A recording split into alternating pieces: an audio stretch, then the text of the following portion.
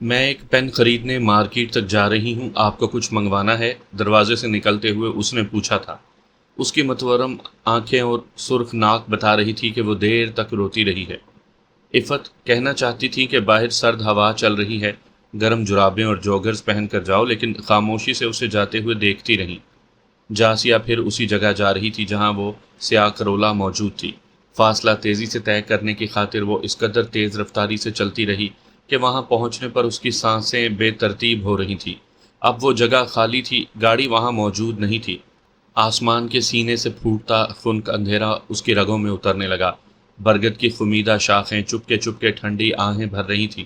اس کی آنکھوں سے گرم پانی رسنے لگا۔ گھر تک جانے والا راستہ اسے کئی صدیوں کی مسافت لگ رہا تھا۔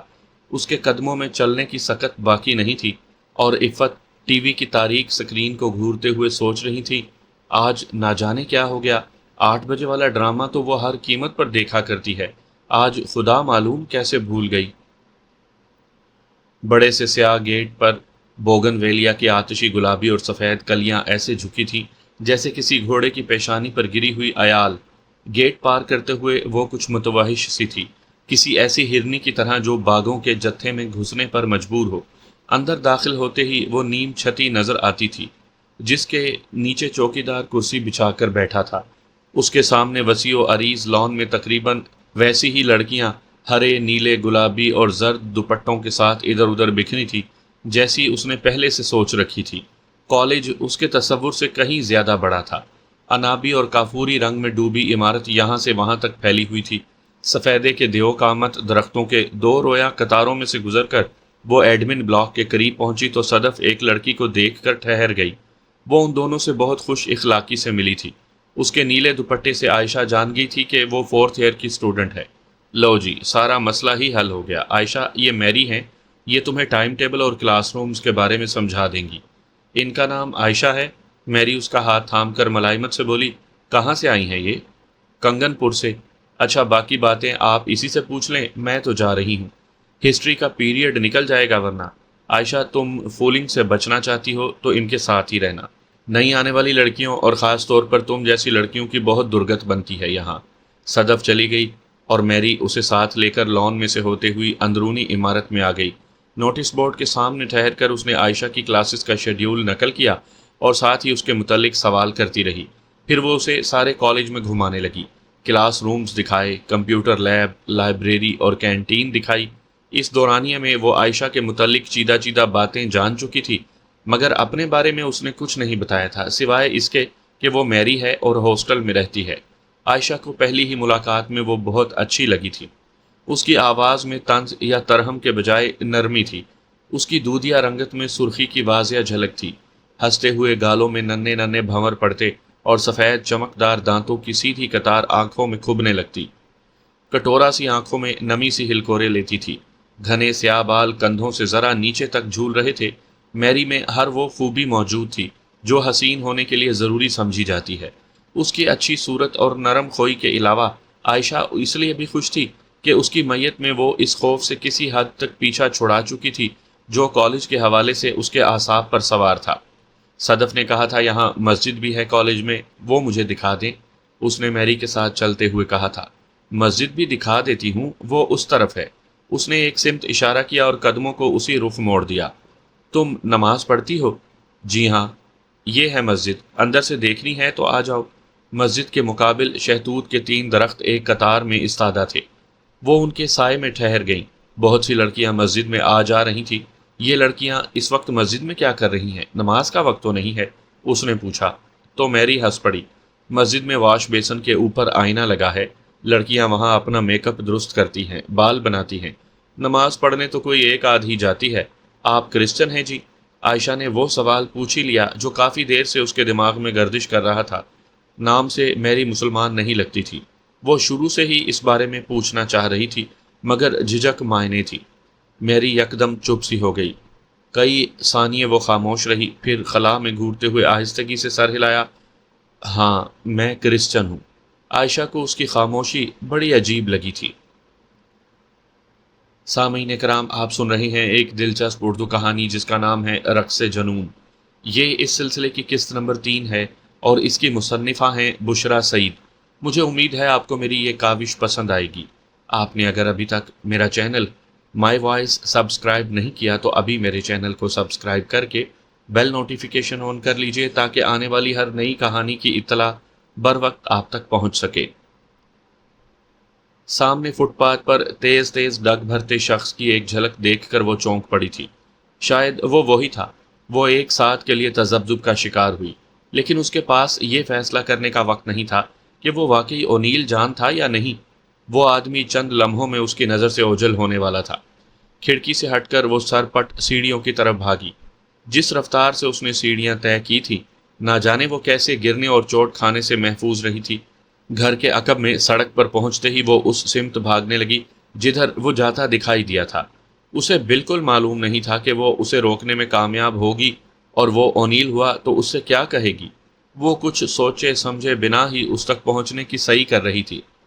نہ جانے وہ کب تک بھاگتی رہی تھی، اسے کچھ خبر نہ ہوئی۔ یک لہجہ وہ ٹھٹک کر رک گئی۔ وہ ایک راہگیر سے ٹکراتے ٹکراتے بچی تھی۔ اس نے اطراف میں نگاہ دوڑائی۔ وہ گھر سے کافی دور پرہجوم سڑک پر نکل آئی تھی۔ خالی الذہنی میں وہ کچھ دیر ساکت کھڑی رہی۔ پھر اسے احساس ہوا تھا کہ ارد گرد بہت سے لوگ اسے عجیب سی نظروں سے گھور رہے تھے۔ وہ جیسے کسی خواب سے جاگی، تیزی سے بھاگنے کی وجہ سے اس کا سانس پھول رہا تھا۔ اس کی نگاہ بھٹک کر اپنے پیروں کی جانب گئی تھی۔ خود فراموشی میں وہ ننگے پاؤں گھر سے نکل آئی تھی۔ اپنی کڈب حالت کو محسوس کر کے وہ خجالت سے سر جھکائے واپس مڑی۔ کیا میں اسے کبھی نہیں دیکھ پاؤں گی؟ اس کی آنکھیں اس تکلیف دہ سوچ سے پانی تلے ڈوبنے لگیں۔ گھر کی طرف لوٹتے ہوئے اسے قریب سے گزرتا ہوا ننوں کا ایک گروہ نظر آیا۔ اچانک ایک خیال کوندے کی طرح اس کے ذہن میں لپکا۔ میں سنڈے کو ضرور چرچ جاؤں گی، وہ یقیناً وہاں مل جائے گا۔ اگلے ہی پل وہ فیصلہ کر چکی تھی، اور نہ ملا تو میں ہر سنڈے کو چرچ جایا کروں گی۔ اس شہر کے سارے گرجا گھروں میں اسے ڈھونڈوں گی۔ ہتھیلی کی پشت سے گیلی آنکھیں صاف کرتے ہوئے وہ سوچ رہی تھی۔ اوائل جنوری کی برف کی ادھ کھلی کاش جیسی صبح تھی، کچھ جمی جمی ہوئی اور قدرے پگھلی ہوئی سی۔ دودھیا سفید دھند کے ردا اڑے سرما کی ہوا سکھ چین اور املتاس کے درختوں سے سکڑ سمٹ کر ٹھٹری ہوئی رفتار سے بہہ رہی تھی۔ سیاہ تارکول کی سڑک پر بے چین تیز تیز قدموں سے چلتے ہوئے اوس میں بھیگے خزاں گزیدہ زرد گیلے سیلے پتے اس کے پیروں سے لپٹ لپٹ جاتے تھے۔ اس نے سرکتی ہوئی ادنا شال کو گردن اور شانوں کے گرد سختی سے لپیٹا اور دھند کے سفید بے مہر سمندر میں منزل سے اپنے فاصلے کا تعین کرنے کی کوشش کی۔ گرجے کی پیشانی پر استادہ سلیب گوہر کی دبیز چادر میں ملفوف آسمان میں مدغم ہوتی معلوم ہو رہی تھی۔ وہ بہت قریب پہنچ چکی تھی، مگر فاصلہ تھا کہ سمٹنے میں ہی نہ آتا تھا۔ اس کے متحرک قدموں کی جنبش پہلے سے فزوں تر اور مزید اضطراب آمیز ہو گئی۔ اس کی آنکھیں مسلسل کراس پر جمی ہوئی تھی، جیسے اسے اندیشہ ہو کہ نظر کے ذرا سے سرکنے پر وہ کہیں کھو جائے گا۔ جانے کیوں اسے یوں محسوس ہو رہا تھا کہ جس قدر وہ آگے بڑھ رہی ہے، اسی قدر چرچ اس سے دور ہوتا چلا جا رہا ہے۔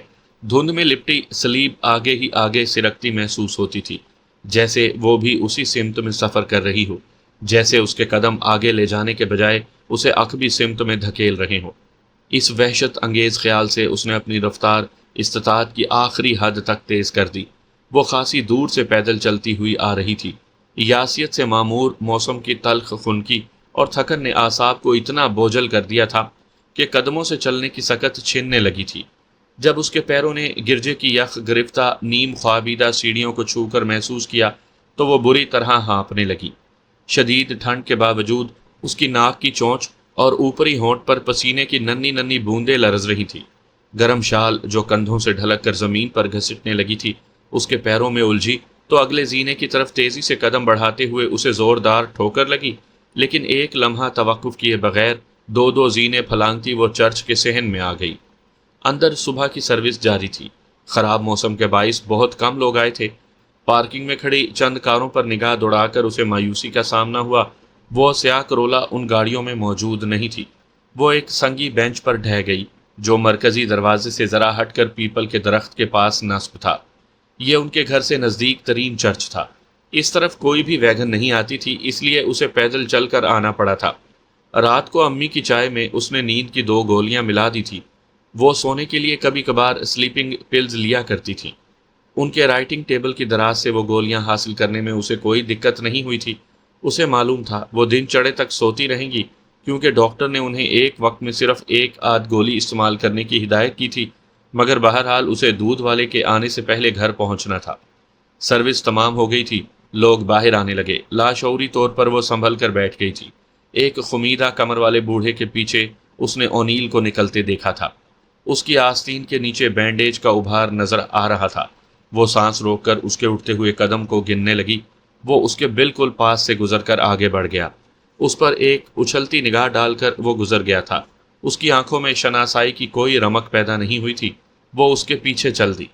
اونیل کا رخ پارکنگ کی جانب نہیں تھا، وہ فٹ پاتھ پر مخالف سمت میں بڑھ رہا تھا۔ اس کے قریب پہنچ کر جاسیہ نے اپنے حواس مجتمع کرنے کی خاطر چند گہری سانسیں لیں اور پسینے سے بھیگی ہتھیلیوں کو آپس میں جوڑتے ہوئے بولی، ایکسکیوز می، آپ کو معلوم ہے اے بلاک؟ آواز سن کر وہ مڑا تھا۔ آپ اونیل ہے نا؟ اس نے بہت کوشش کی مگر آواز کے ارتعاش پر قابو نہ پا سکی۔ آپ؟ اس کی نظروں میں الجھن تھی۔ آپ تو وہی ہیں، کیا نام تھا آپ کا؟ وہ اسے پہچان گیا تھا۔ جاسیہ۔ ہاں جاسیہ، بہت خوبصورت نام ہے آپ کا۔ یہاں کیسے؟ میری ایک کلاس فیلو یہاں رہتی ہے، اے بلاک میں، چرچ کے سامنے گھر ہے اس کا۔ یہی بتایا تھا اس نے۔ میرے نوٹس اس کے پاس ہیں۔ ایک ہفتے سے وہ کالج نہیں آ رہی، ان کا فون بھی شاید خراب ہے۔ کل کے ٹیسٹ کے لیے مجھے اپنے نوٹس کی ضرورت تھی۔ آدھے گھنٹے سے تلاش کر رہی ہوں اس کا گھر۔ آپ کے بازو کا زخم کیسا ہے؟ چند لمحے پہلے سوچی ہوئی باتیں اس نے بغیر اٹکے دہرا دی۔ اب تو خاصا بہتر ہے۔ کیسا عجیب اتفاق ہے آپ سے اس طرح اچانک ملاقات ہوگی۔ میں اس جگہ سے قریب ہی ٹھہرا ہوا ہوں۔ ٹھہرے ہوئے ہیں؟ کیا مطلب؟ میں یہاں نہیں رہتا، چند روز کے لیے آیا ہوں ایک کام کے سلسلے میں۔ اسے سن کر دھچکا لگا۔ کاش وہ کام کبھی مکمل نہ ہو۔ اس نے دل کی گہرائیوں سے تمنا کی۔ آپ کی گاڑی؟ بس ویسے ہی ذرا چہل قدمی کا موڈ ہو رہا تھا۔ اے بلاک چرچ کے پچھلی طرف ہے۔ میرے خیال میں ایک دفعہ وہاں سے میں گزرا تھا، صحیح طرح سے یاد نہیں۔ اس کا مطلب تھا وہ اب رخصت ہو جائے۔ جاسیہ کا دل ڈوبنے لگا، اور کچھ کہنے کے لیے رہ بھی تو نہیں گیا تھا۔ وہ کتنی دیر اسے ٹھہرنے پر مجبور کر سکتی تھی؟ اونیل کے چہرے سے اکتاہٹ تو ظاہر نہیں ہوتی تھی، تاہم اس کی آنکھوں میں الجھن تھی۔ موقع ملا تو کبھی آؤں گا آپ کی طرف، آپ لوگوں نے میری بہت مدد کی۔ بارش کے موٹے موٹے قطرے زمین پر گرنے لگے۔ اونیل نے ایک نظر آسمان کو دیکھا اور تیز آواز میں بولا، چرچ کے اندر چلتے ہیں، آئیے۔ اسے سردیوں کی بارش ناپسند تھی، مگر یہ بارش اسے اپنی زندگی کی سب سے اچھی بارش لگ رہی تھی۔ اونیل اوکاڑا کا رہنے والا تھا۔ اس کے والد گزشتہ کئی برس سے مغربی جرمنی میں مقیم تھے۔ اونیل کی والدہ کی وفات کے بعد انہوں نے وہیں شادی کر لی تھی۔ دوسری بیوی سے ان کی 2 بیٹیاں تھیں۔ اونیل اکیلا رہتا تھا۔ اس نے ہوٹل مینجمنٹ کے چند کورسز کر رکھے تھے۔ اوکاڑا میں وہ ایک جدید طرز کا ریستوران تعمیر کروا رہا تھا، اور اسی سلسلے میں کچھ تجربہ کار لوگوں سے ملنے اور مشورہ کرنے یہاں آیا تھا۔ وہ کرائے کے اپارٹمنٹ میں ٹھہرا ہوا تھا اور چند روز بعد واپس جانے والا تھا۔ بارش زیادہ تیز نہیں تھی، شاید 10 یا 15 منٹ ہلکی ہلکی بوندا باندی ہوتی رہی تھی، اور اس عرصے میں اونیل اس سے یوں باتیں کرتا رہا تھا جیسے وہ برسوں سے ملتے آ رہے ہوں۔ بارش سے پہلے والی بیگانگی اور رسمی انداز کا شائبہ تک باقی نہ رہا۔ وہ جاسیہ سے اس کی پڑھائی، فارغ اوقات کے مشاغل، عادات، پسند ناپسند کے بارے میں چھوٹے چھوٹے سوالات کرتا رہا، اور جواب میں جو کچھ وہ بتاتی رہی اسے بڑی دلچسپی سے سنتا رہا۔ بارش رکنے کے بعد وہ چرچ کی پشت پر اے بلاک میں اس کے ساتھ وہ مکان ڈھونڈتا رہا جس کا سرے سے کوئی وجود نہیں تھا۔ سرخ کھپلریوں کی چھت والے مکان کے سامنے رک کر جاسیہ نے ایک طویل سانس بھری اور مصنوعی خوشی کا اظہار کرتے ہوئے بولی، آخرکار مل ہی گیا، یہی ہے اس کا گھر۔ اس نے کہا تھا کہ پورٹیکو کی چھت پر انگوروں کی بیل پھیلی ہوگی، اور اسے کچھ اور نہ سوجا تو ایک لمحے کے لیے چپ ہو گئی۔ بالکل ٹھیک پہنچ گئے ہیں۔ میں آپ سے دوبارہ مل سکتا ہوں؟ کل میں کالج کے گیٹ پر آپ کا انتظار کروں گا۔ اس کے ہونٹوں پر ابھرنے والی بے ساختہ مسکراہٹ نے اونیل کو اس کے سوال کا جواب دے دیا تھا۔ اس کے نظروں سے اوجھل ہونے تک وہ یوں گیٹ کے قریب کھڑی رہی جیسے اطلاعی گھنٹی بجا کر کسی رد عمل کے منتظر ہو۔ جو ہی اونیل موڑ مڑ کر چرچ کی طرف جانے والی سڑک پر پہنچا، وہ بھاگتے ہوئے مکان کی بغلی گلی میں داخل ہو گئی۔ اس نے کبھی اتنی خوشی محسوس نہیں کی تھی جتنی وہ اس وقت کر رہی تھی۔ اس کا دل بہت تیزی سے دھڑک رہا تھا، تنفس تیز تھا، آنکھوں میں نمی تھی۔ بارش کے بعد دھند چھٹ چکی تھی اور آسمان کی رنگت اجلی نیلی تھی۔ ایک وسیع نیلے کشکول جیسا آسمان اس قدر جھکا ہوا تھا کہ وہ چاہتی تو ہاتھ بڑھا کر چھو لیتی۔ اس کے قدموں تلے بھیگی ہوئی سنگین روش کسی طلسم کے زیر اثر خود بخود سمٹتی جاتی تھی۔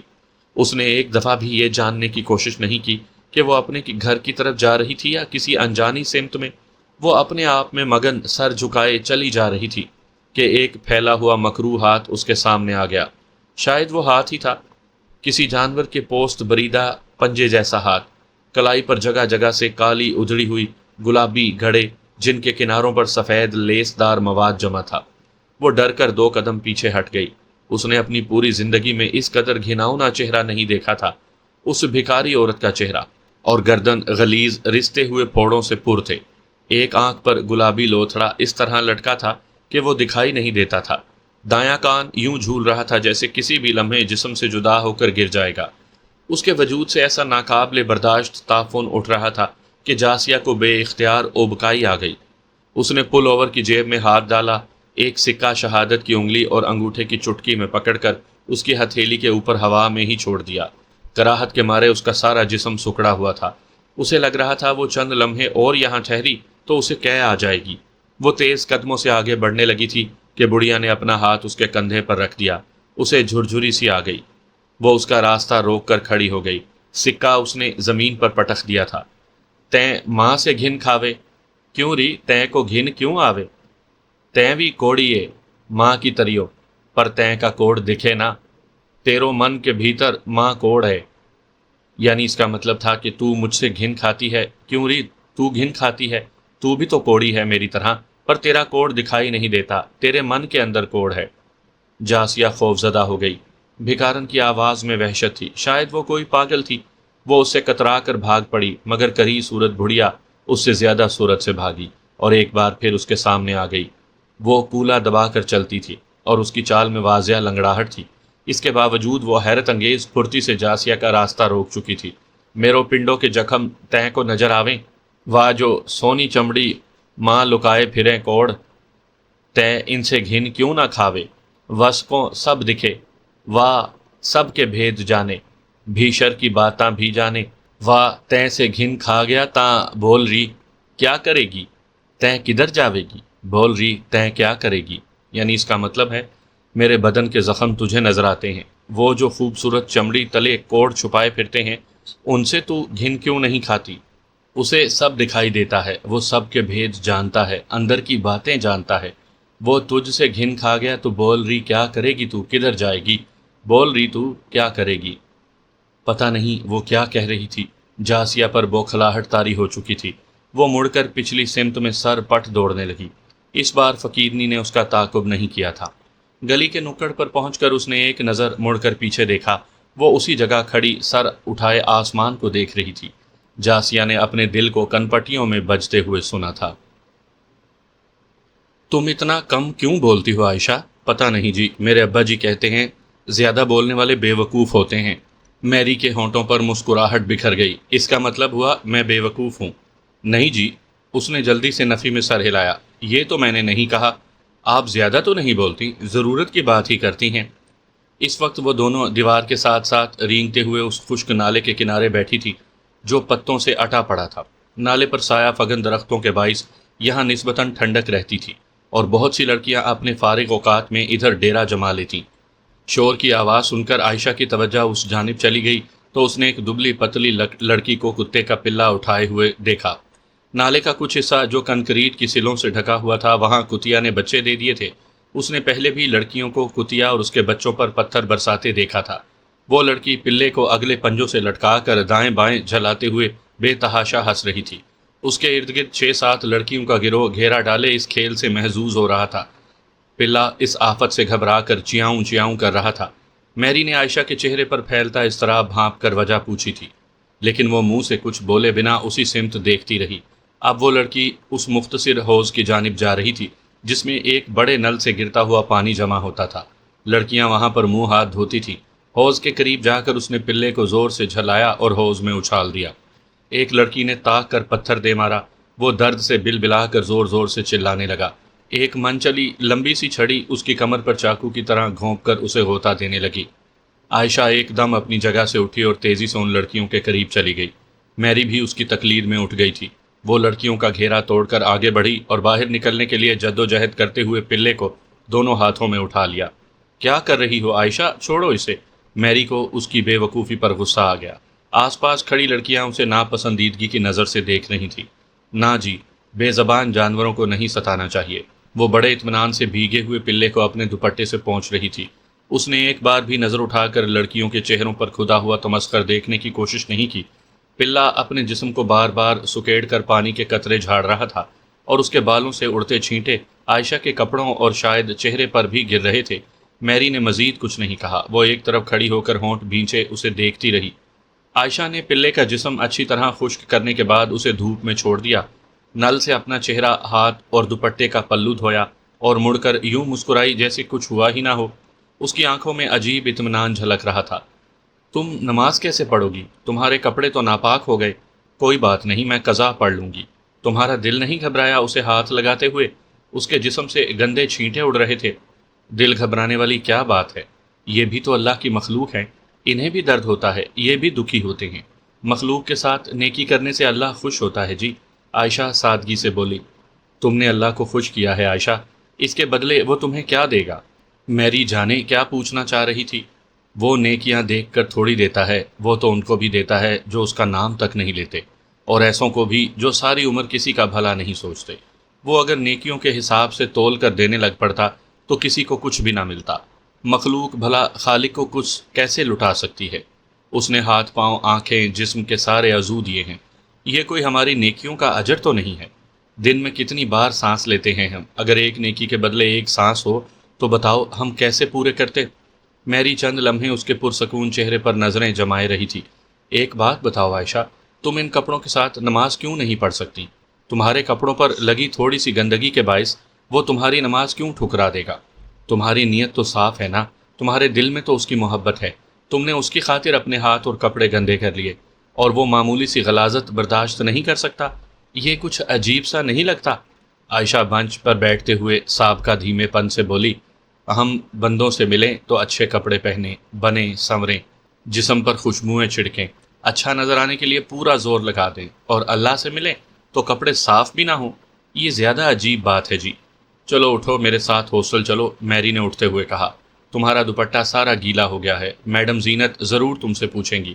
پیریڈ شروع ہونے میں بس 5 منٹ باقی ہیں، اس وقت تک تو یہ سوکھنے سے رہا، میں تمہیں اپنا پرانا دوپٹہ نکال دیتی ہوں۔ ہاسٹل کی طرف جاتے ہوئے راستے میں عائشہ کی ایک کلاس فیلو نے انہیں بتایا کہ میڈم زینت کسی ضروری کام سے چلی گئی ہیں۔ یہ تو بہت اچھا ہوا، اب آرام سے کمرے میں بیٹھیں گے۔ آپ اتنے پیریڈ کیوں چھوڑ دیتی ہیں؟ عائشہ نے گزشتہ 5-6 روز میں اکثر اسے کلاسز بنک کرتے دیکھا تھا۔ اب کون اتنا سر کھپائے، پڑھائی میں کس کا دل لگتا ہے؟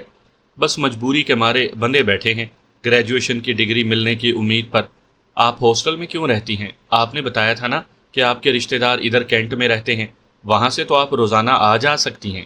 ہاں رشتہ دار تو ہیں مگر دور کے، وہاں رہنے میں بڑی قباحتیں ہیں، قریبی رشتہ داروں کو برداشت نہیں کیا جا سکتا، وہ تو پھر دور کے ہیں۔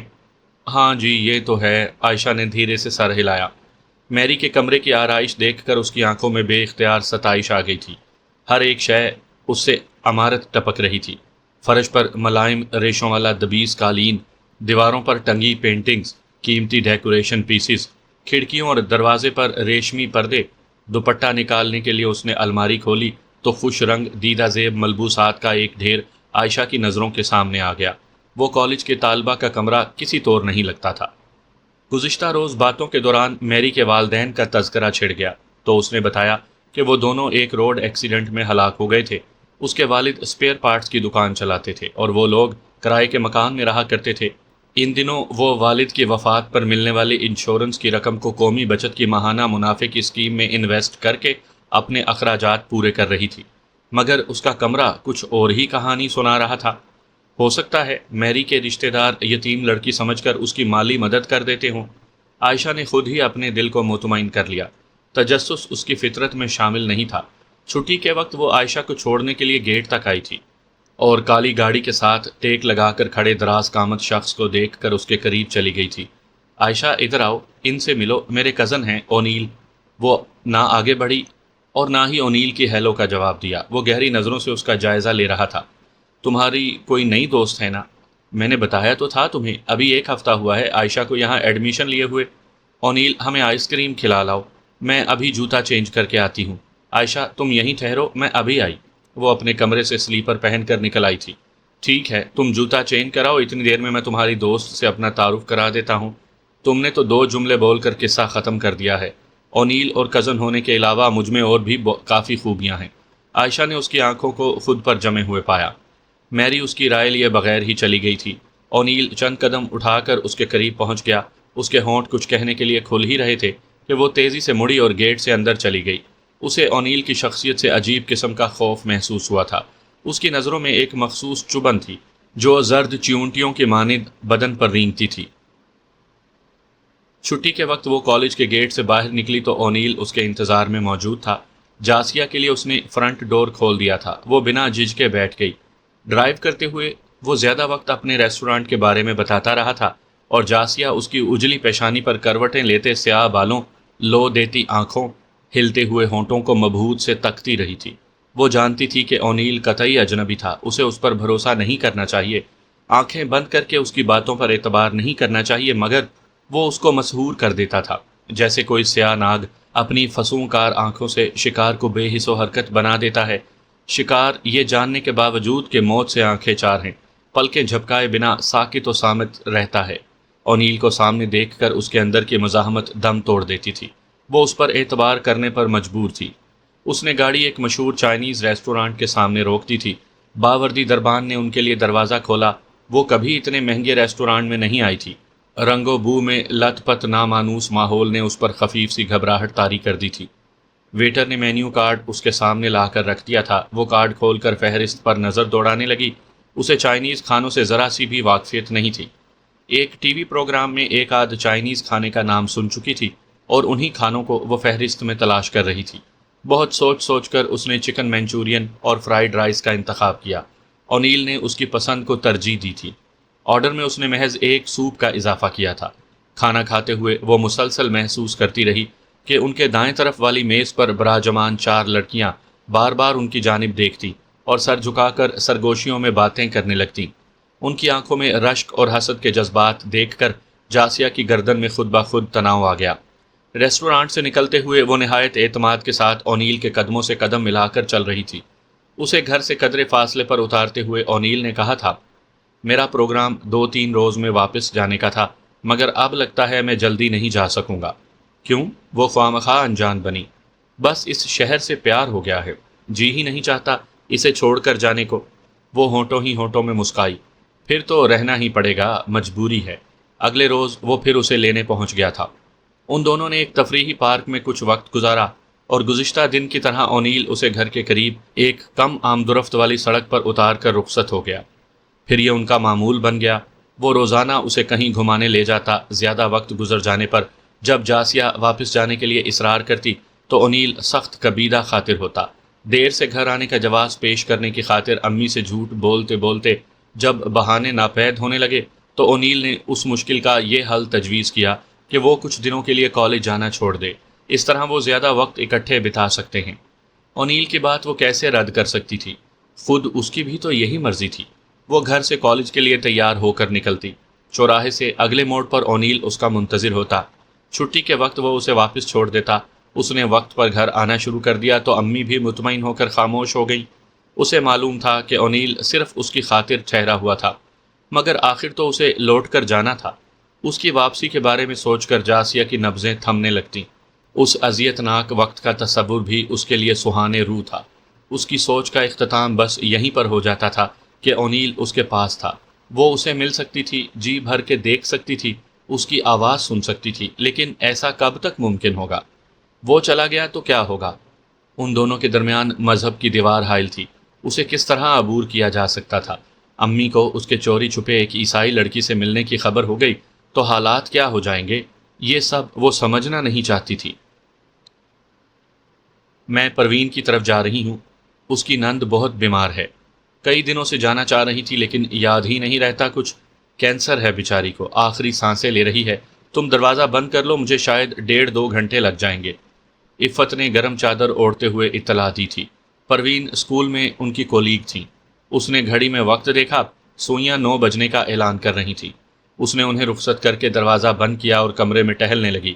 جب اسے یقین ہو گیا کہ وہ ویگن میں بیٹھ چکی ہوں گی تو وہ آہستگی سے دروازہ کھول کر سڑک پر آئی اور دائیں بائیں دیکھ کر مارکیٹ کی طرف چل دی۔ ایک پی سی او سے اونیل کے موبائل پر فون کر کے اس نے آنے کے لیے کہا اور اسی پی سی او کے سامنے اس کا انتظار کرنے لگی۔ کچھ دیر بعد وہ اس کے پاس تھا۔ گاڑی کو مناسب جگہ پارک کر کے وہ دونوں ایک نسبتاً ویران سڑک پر چہل قدمی کرنے لگے۔ خشک خزاں رسیدہ رات کی دھندلی مانگ میں چاند سہما سہما سا لگ رہا تھا۔ ہر شے پر دھند کی ہلکی سی طے تھی۔ اس نے چلتے چلتے اپنے سر پر سایہ فگن، بلند و بالا سفیدے اور شیشم کے درختوں پر نگاہ دوڑائی۔ ہر سو خزاں کا حزن و ملال ٹھہرا ہوا دکھائی دے رہا تھا۔